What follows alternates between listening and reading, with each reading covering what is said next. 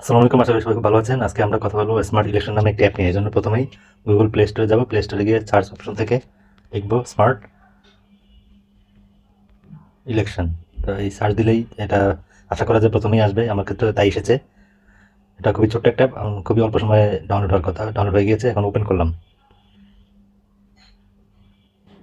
এই অ্যাপের ইন্টারফেসটা খুবই সিম্পল। ডাউনলোড করার পরে, ওপেন করার পরে প্রথমেই আমার কাছ থেকে কোন ভাষায় আমি ব্যবহার করবো সেটা জানতে চাইছে। আমি ইংলিশ প্রেফার করলাম। ইংরেজি দেওয়ার পরে তো এটা খুবই সিম্পল একটা অ্যাপ, কিন্তু খুবই কাজের। তো এখানে খুব বেশি ফিচার নেই। সামনে যে ইলেকশন আছে, শিডিউল অ্যানাউন্স ইলেকশন, মানে সামনে যে ইলেকশন হবে যেটার শিডিউল অ্যানাউন্স করা হয়েছে। তো আমরা সবাই জানি যে 13তম জাতীয় নির্বাচন হবে সামনে, সেটাই সামনে আছে। এবং প্রিভিয়াস ইলেকশনে ট্যাপ করলে আগের যে নির্বাচনগুলো আছে সেই বিষয়ে তথ্যগুলো জানা যাবে। তো সামনে যেহেতু ত্রয়োদশ পার্লামেন্টারি ইলেকশন হবে, আমরা এখানে ঢুকবো। এটা খুবই সিম্পল। এখানে অ্যাট এ গ্লান্সে গিয়ে দেখা যাচ্ছে যে কতগুলো কতগুলো নির্বাচনী আসন এবং বেসিক তথ্যগুলো, যেমন কত লাখ ভোটার রেজিস্টার্ড আছে, কতজন মেল, কতজন ফিমেল, এগুলো। তারপরে আমরা এক ধাপ ব্যাক করলাম। ব্যাক করার পরে আবার কতগুলো পলিটিক্যাল পার্টি নিবন্ধিত আছে সেটাও জানা যাবে এখান থেকে। এই যে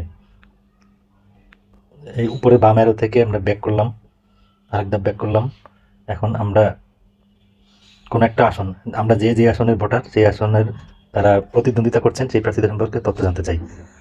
বিএনপি চেয়ারপারসন জনাব তারেক রহমান ঢাকা 17 আসন থেকে ভোট করছেন। তো আমরা ঢাকা 17-এর একটু বিস্তারিত জানতে চাই। এখানে কারা কারা ক্যান্ডিডেট আছেন, কতজন ভোটার আছেন, এই যে কতজন ভোটার আছেন, তাদের ভিতরে মেল ফিমেল, কতজন, সেন্টার কয়টা, এই তথ্য উপরে শো করছে। আর নিচে কারা কারা এখানে প্রতিদ্বন্দ্বিতা করছেন সেই তথ্যও দেখাচ্ছে।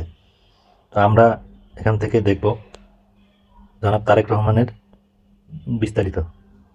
এই যে এফিডেভিটে সাধারণত একজন প্রার্থী সম্পর্কে মৌলিক যত তথ্য সাধারণ মানুষের জানা উচিত তার বেশিরভাগই উল্লেখ থাকে। যেমন তার আয় ব্যয় কত, তার নামে কোনো মামলা আছে কিনা, যে না, তার শিক্ষাগত যোগ্যতা কি, ইত্যাদি। এভাবে আমরা অ্যাপের আবার হোম পেজে চলে আসলাম। অপশনে ক্লিক করলে চাইলে কেউ যদি বাংলা দেখতে চান তাহলে চেঞ্জ ল্যাঙ্গুয়েজ অপশনে গিয়ে বাংলা করে নিতে পারবেন। আশা করি ভিডিওটি ভালো লেগেছে। অবশ্যই আপনাদের এই অ্যাপ সম্পর্কে আপনাদের কি মতামত কমেন্টে জানাবেন। সবাইকে অসংখ্য ধন্যবাদ।